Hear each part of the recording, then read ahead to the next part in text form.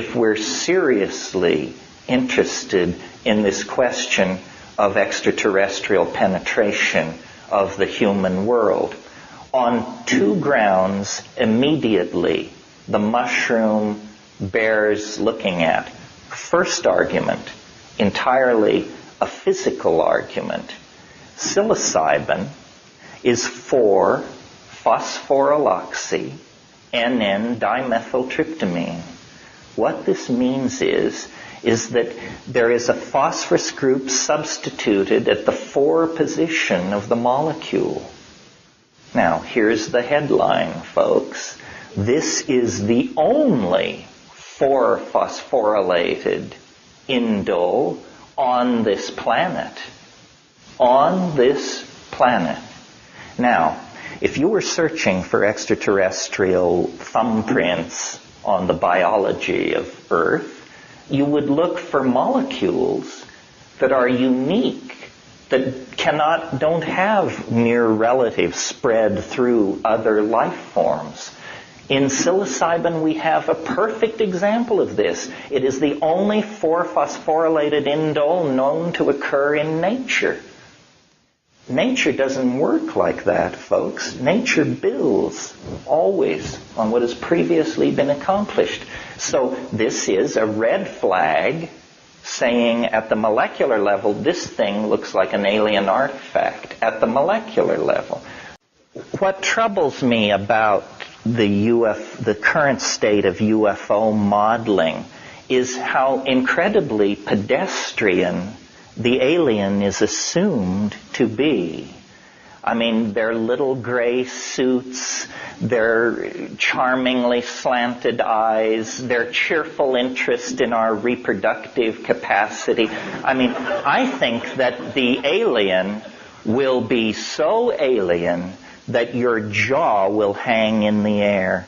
And expecting to meet an anthropoid-like alien with an interest in your reproductive machinery and gross industrial capacity is as culture-bound a concept as searching NGC 321 for a good Italian restaurant. It's absurd on the face of it. Let us for a moment hypothesize aliens.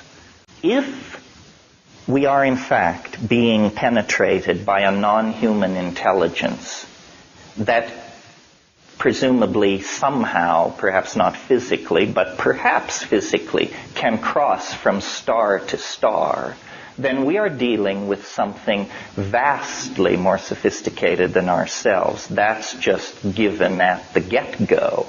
Well, if it's vastly more advanced than we are, then DNA sequencing, complete understanding of the molecular genesis of thought, so forth and so on, would be no problem for that level of technical sophistication. The species that holds that technology can design itself. It is not subject to the tyranny of whatever form it inherits from the evolutionary processes of its home planet. Even we in our primitive state are on the brink of being able to design ourselves through genetic manipulation. Therefore, look at Stropharia cubensis, the psychedelic mushroom. Spores are the most electron-dense organic material known. The electron density of the outer case of a spore approaches that of a metal. A single mushroom in the sporulation phase can shed up to 3 million spores a minute for up to 6 weeks. One mushroom can do this. I maintain, following Bracewell, that a strategy for extraterrestrial contact carried on by a super technology would take the following form. Build a probe. Give the probe the ability to replicate itself. Start these probes out from your home planet, and at every half AU or something, the probe replicates, so that the volume of probes stays constant as the volume of space increases. if you're carrying out an exhaustive search of the galaxy for life, it's very hard to imagine a civilization that could visit every star and monitor every star over long periods of time. A much more efficient strategy would be the phone home strategy.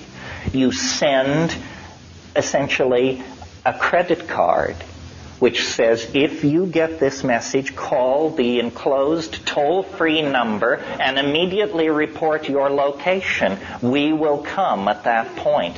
That's, I think, what's going on. As you know, the world's largest radio telescope is at Arecibo, Puerto Rico.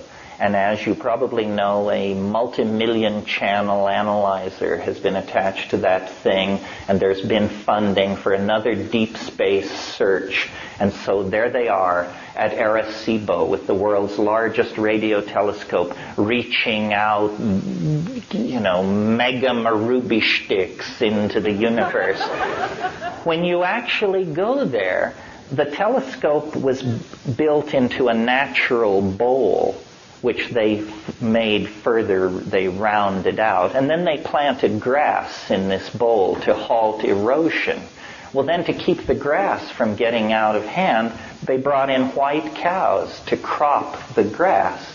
So there in the grass, beneath the world's largest radio telescope engaged in searching for extraterrestrial life, is the mushroom in great profusion. If you wanted it, that's where you'd go and get it. And that is the perfect symbol for how we search for extraterrestrial life. It's at your feet, my friends.